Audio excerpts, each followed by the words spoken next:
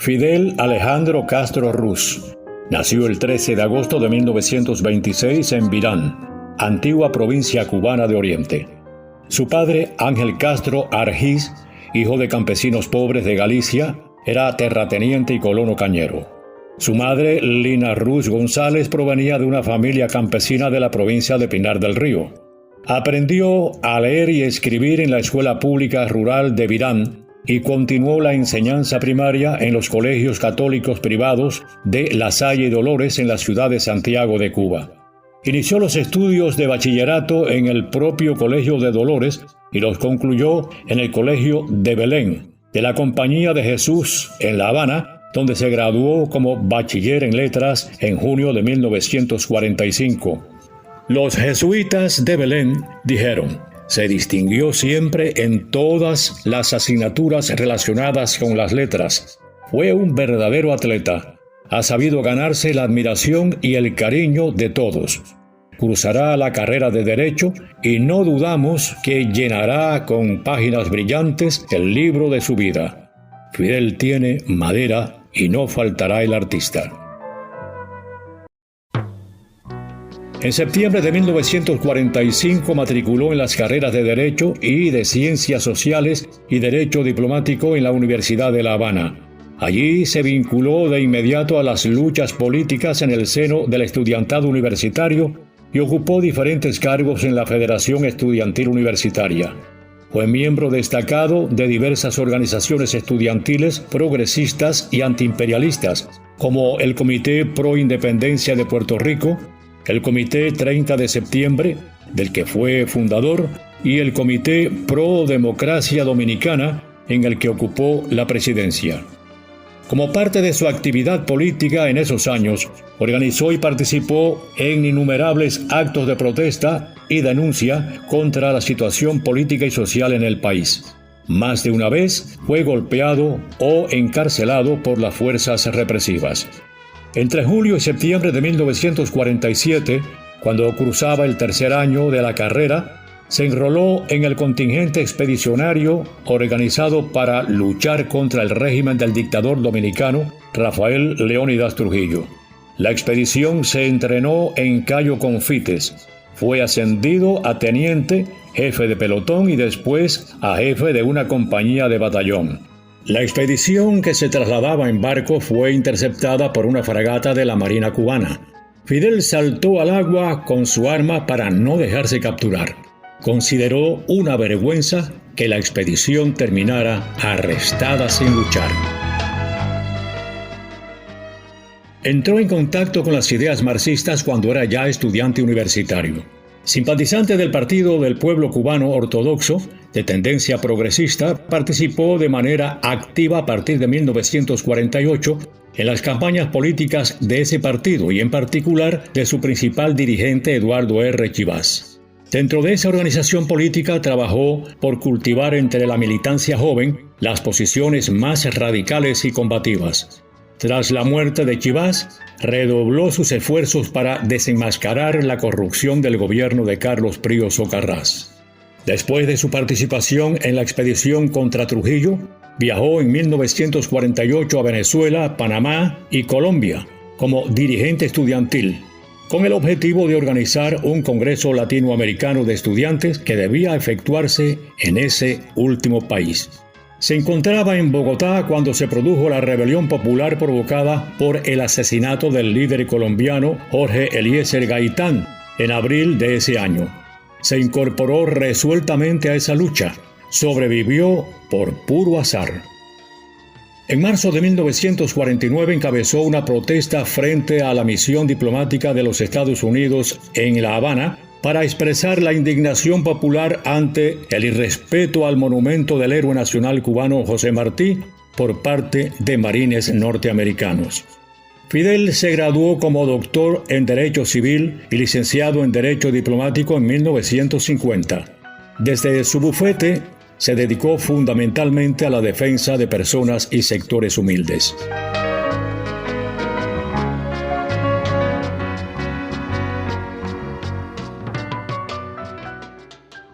Al ocurrir el golpe de Estado de Fulgencio Batista el 10 de marzo de 1952, fue de los primeros en denunciar el carácter reaccionario e ilegítimo del régimen de facto y llama a su derrocamiento. Organizó y entrenó un numeroso contingente de aproximadamente 1.200 jóvenes obreros, empleados y estudiantes que provenían fundamentalmente de las filas ortodoxas. Con 160 de ellos, el 26 de julio de 1953, comandó el asalto al cuartel Moncada en Santiago de Cuba y al cuartel de Bayamo, en una acción concebida como detonante de la lucha armada contra el régimen de Batista. Al fallar el factor sorpresa, no pudieron alcanzar el objetivo. Fue hecho prisionero por las fuerzas represivas de la tiranía pocos días después del revés militar y se le mantuvo incomunicado durante 76 días. Fue sometido posteriormente a juicio y condenado a 15 años de prisión. En un ambiente reservado y vigilado, asumió su autodefensa ante el tribunal que lo juzgó y pronunció el alegato conocido como «La historia me absolverá», en la que esbozó el programa de la futura revolución en Cuba. Ningún arma, ninguna fuerza es capaz de vencer a un pueblo que se decide a luchar por sus derechos. Ejemplos históricos, pasados y presentes son incontables.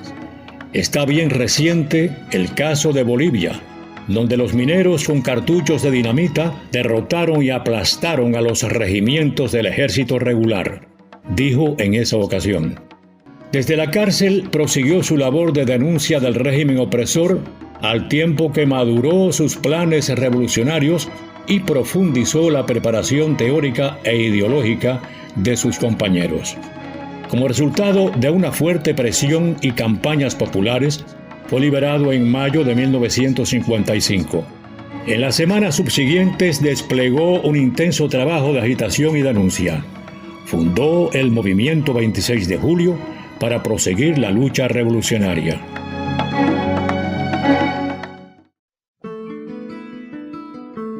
En julio de 1955, mostrada la imposibilidad de proseguir la lucha antibatistiana por medios legales, Fidel partió hacia México para organizar desde el exilio la insurrección armada. En condiciones económicas precarias y sometido a la estrecha vigilancia y persecución de los agentes batistianos, desplegó una esforzada labor organizativa y preparatoria, al tiempo que prosiguió una intensa campaña de difusión de las ideas y propósitos del movimiento insurreccional. Viajó a los Estados Unidos, donde creó junto a sus compatriotas exiliados clubes patrióticos, con el fin de conseguir apoyo político y económico para la lucha revolucionaria. Estuvo en Filadelfia, Nueva York, Tampa, Union City, Bridgeport y Miami.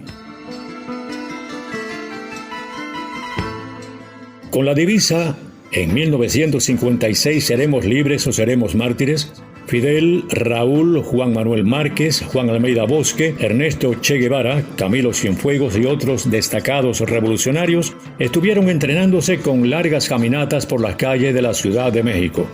Escalamiento de montañas, defensa personal, tácticas de guerrilla y práctica de tiro. El 20 de junio de 1956, junto al Che y otros combatientes, fue detenido. Las casas campamento quedaron incautadas y parte importante de las armas resultaron incautadas.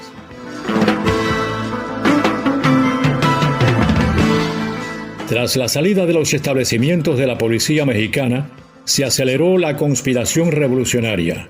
Compraron el yate Granma y desde el río Tuxpan zarparon hacia Cuba en la madrugada del 25 de noviembre de 1956, 82 combatientes a bordo, cuya edad promedio era de 27 años.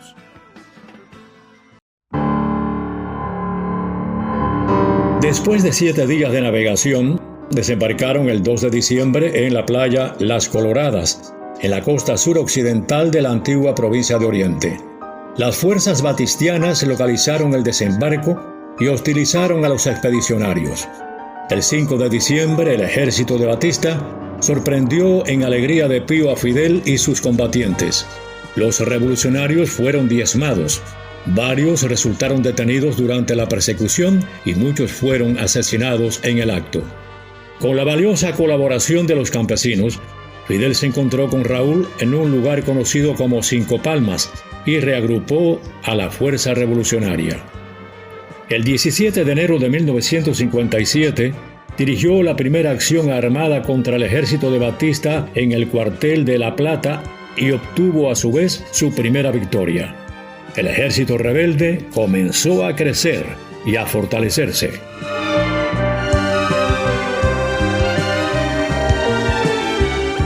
En su condición de comandante en jefe dirigió la acción militar y la lucha revolucionaria de las fuerzas rebeldes y del movimiento 26 de julio durante 25 meses de guerra. Tuvo bajo su mando directo a la columna 1 José Martí y participó personalmente en casi todas las operaciones, combates y batallas más importantes que tuvieron lugar durante la guerra en el territorio del primer Frente Rebelde. Tras contundente derrota de las tropas élite de la tiranía, estas, a través de sus principales jefes, decidieron reconocer la victoria rebelde en el propio teatro de operaciones de la provincia de Oriente el 28 de diciembre. Al amanecer del 1 de enero de 1959, Fidel enfrentó con una huelga general revolucionaria acatada por todos los trabajadores el golpe de Estado en la capital de la República, promovido por el gobierno de los Estados Unidos. Entró victorioso ese mismo día en Santiago de Cuba y arribó a La Habana el 8 de enero.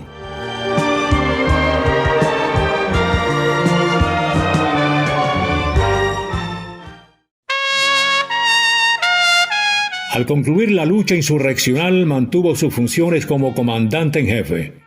El 13 de febrero de 1959 fue nombrado primer ministro del gobierno revolucionario. Dirigió y participó en todas las acciones emprendidas en defensa del país y de la revolución, en los casos de agresiones militares procedentes del exterior o actividades de bandas contrarrevolucionarias dentro del país, en especial la derrota de la invasión organizada por la Agencia Central de Inteligencia de los Estados Unidos, llevada a cabo por Playa Girón en abril de 1961. Condujo al pueblo cubano en los días de la dramática crisis de octubre de 1962.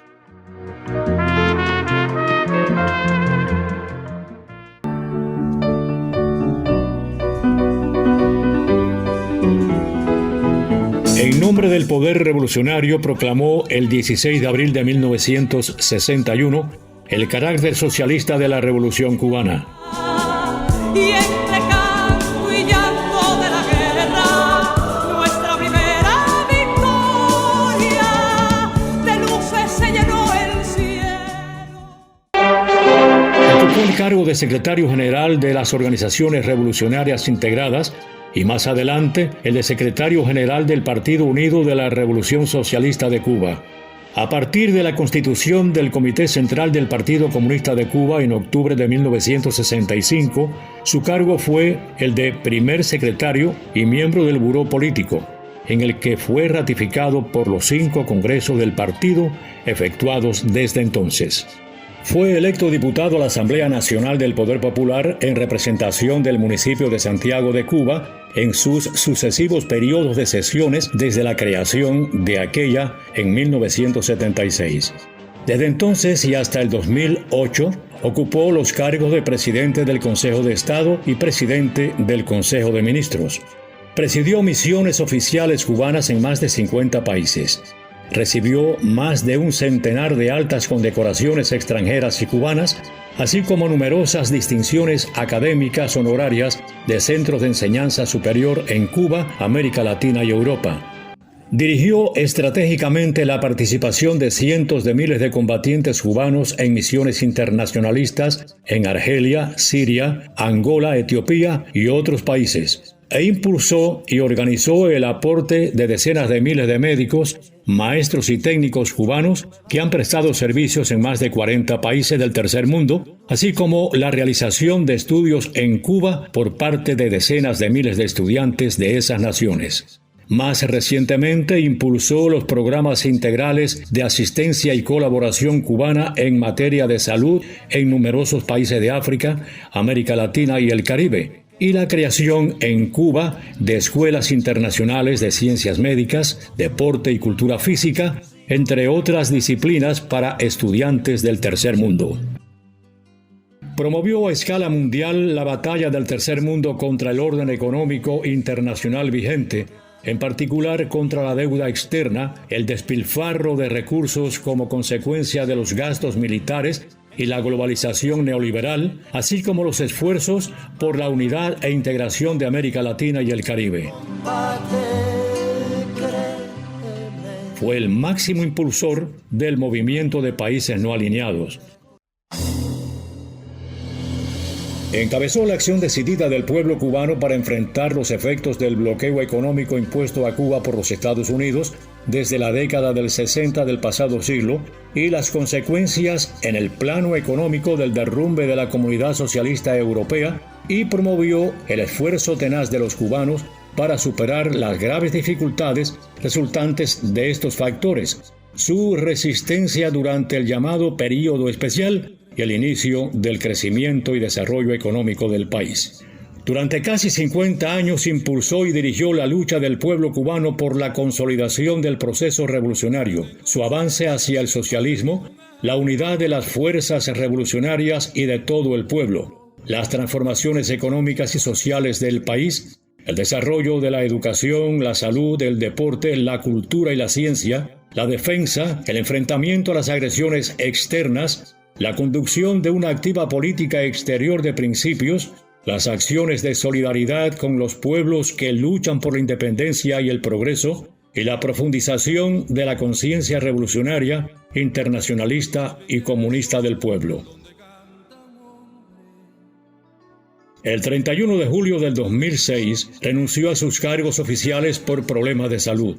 A partir de entonces, escribió sobre los problemas del mundo contemporáneo en numerosas reflexiones y artículos, publicados en los medios cubanos durante su etapa de convalecencia.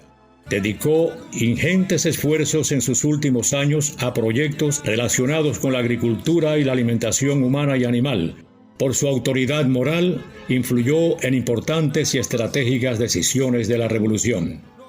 La vida de Fidel no puede reducirse a unas pocas líneas. Su vínculo permanente e indisoluble con el pueblo, su brillante oratoria, su magisterio constante, su entrega sin límites a la causa de la revolución han dejado una huella imborrable en el pueblo cubano y han servido de inspiración para millones de hombres y mujeres de todos los continentes. Las futuras generaciones de cubanos tendrán en él, como en Martí, un paradigma y una motivación profunda para dar continuidad a su obra. Falleció el 25 de noviembre de 2016 en La Habana, Cuba, a las 10:29 horas de la noche, a la edad de 90 años. En cumplimiento de su voluntad, sus restos fueron cremados. Sus cenizas fueron depositadas en el cementerio de Santa Ifigenia, en solemne ceremonia, el 4 de diciembre de 2016. Lentamente sin jinete, un caballo para ti.